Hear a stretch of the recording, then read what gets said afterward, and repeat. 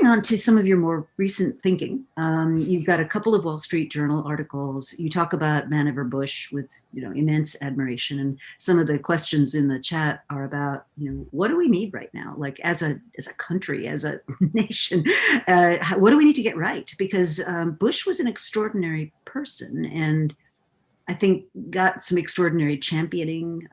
There was a lot of urgency to what he was doing. And I just wonder if, you've written about maybe replicating something like that today.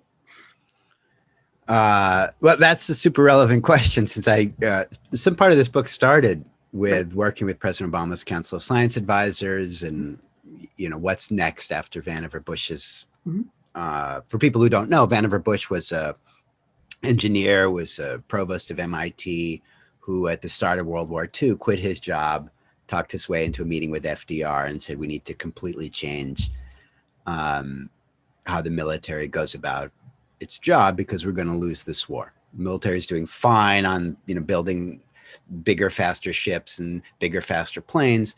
But the new technology that's going to make a difference in this war, Nazi Germany is ahead of us and we will never catch up in time and we will lose, which was actually correct, which is exactly how things played out over the next few years. But fortunately, FDR listened to him and created a new structure for the military and for national research, which grew into National Science Foundation, DARPA, many of the things that gave us.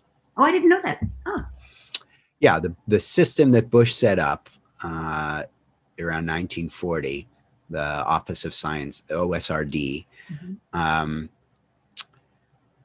when after FDR won his fourth term in 1994, in December, he called Vannevar Bush into his office and he said, well, what's going to happen to this system that you invented for innovating astonishingly fast, this new structure, and when the war is over? And Van Bush said, well, it's going to fall flat on its face, just like science did for the last 20 or 30 years between these World War I and World War II, and we'll be in the same position again. So FDR asked him, he said, well, why don't you go and create a proposal for how we can internalize this and keep this going in times of peace to help improve the national well-being, improve health, create jobs. So Bush turned around and came back about 6 months later with what's called Endless Frontier.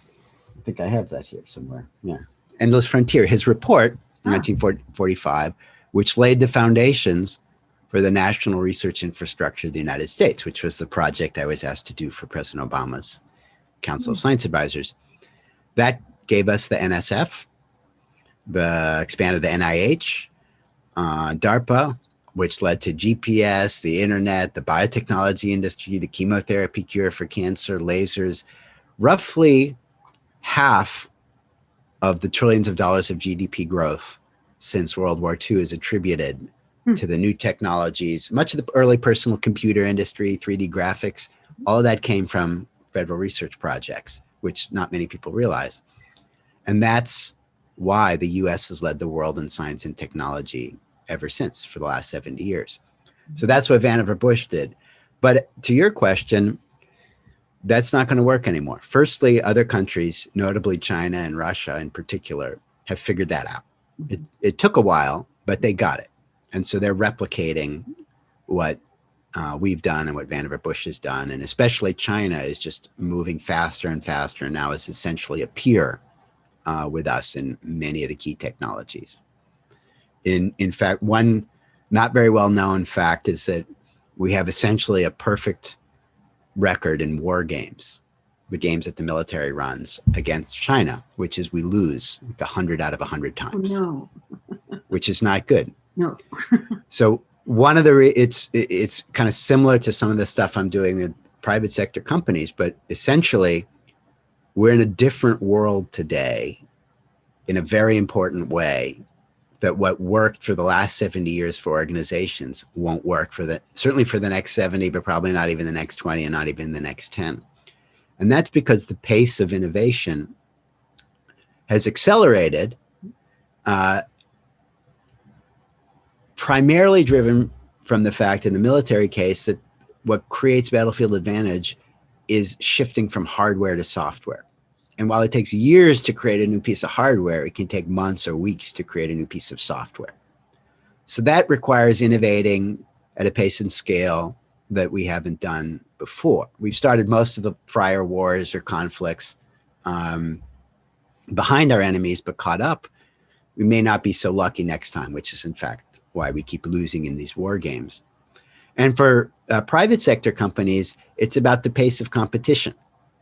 You can't organize the standard rules that have applied and the theories that have applied for the last 70 years won't work when the pace of innovation is a week, right? It's fine if it's a couple of years for your competitor to create a product, to your point about seeing inflections in what's coming around the corner. If that time scale is a year or a couple of years, okay. But if that time scale is a week, you're dead. I'm exaggerating. It may not be a week. It may be 3 weeks, but you know what I mean? Software can change like that. TikTok, how long did it go from 0 to 1 billion? Yeah. Months, right? Yeah. Not 10 years, which is sort of a previous time scale. You look at like Reliance Jio in India. Yes. Launched in 2016, and they were at 100 million users in 7 months. I mean, unbelievable. Right. And so the old model of an organization, what used to work, won't work going forward when that pace of competition has accelerated from years to weeks to kind of new products that can kill your business. And so that's what I talk about is what is that new model and what are people typically missing? And a few companies that I think have figured it out well. And the kind of the way I describe it is the old model is, well, you've got if you imagine a car, you've got pistons and you've got wheels. You know, let's say that the pistons are the on time, on budget, on spec, and the wheels are the crazy new ideas. And yeah, let's get an R&D lab and let's get some soldiers and we'll sort of hope it works out. And when stuff, when they bicker, it sort of filters up the layers to the executive team or the leadership, and then we try to resolve the bickering and go back and forth, and eventually, if you're lucky, new stuff pops out. And if you're unlucky at resolving the bickering, you're too slow and you get killed. Or you never do it. You squash it like Nokia did or many other examples. New model is you create a special forces inside and you can think of that as the oil, right? A car needs pistons and it needs wheels, but to run at high speeds, it needs oil. And it can't be the CEO that's resolving the bickering or the EVPs that are resolving the bickering. A few companies that do this well, and some folks that I've worked with and helped them understand what this means and what are the skill sets. You need a special forces, and they're just focused on mediation. That's all they do. They are the project champions. They are the ones, when the inventor comes up with the idea and is a lousy champion, to come back to what you and I were talking about in the beginning, they are the ones that play that role. Hey, there's a great invention. You discovered radar, but you don't know how to sell it to a general.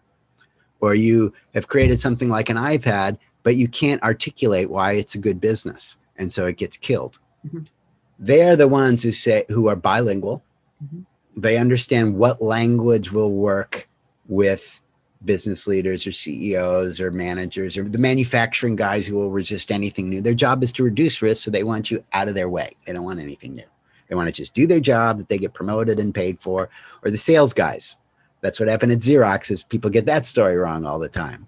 What really happened is that the sales guys were being paid per number of typewriters and number of copy machines. So when there's a new product, no matter how much they think it's personally cool, they got a mortgage. If they're being paid, this is what I mean by culture or structure. There was nothing wrong with the Xerox culture. It was the structure. They got a mortgage. They got kids in school. I'm being paid on number of typewriters and copy machines I push. So am I going to push, take hours out of my day to listen to this weird new thing called a personal computer? Because, I have to read this 87-page PowerPoint, or whatever manual, and it doesn't work. And if I show it to my customer, he's going to be really pissed off because it doesn't work. That was, in 4 hours, I could have made 60 phone calls and gotten, 10 leads and closed 3 deals. You just cost me 3 deals, which is this amount of dollars out of my kid's mouth. So that was structure versus culture, to come back to another point. But yeah, so The old model of organization won't work. You can't just rely on having these two groups and resolving the bickering ad hoc. You need a special forces. So that's what I talk about with public sector as well as private sector companies. That's one of the things you need to do.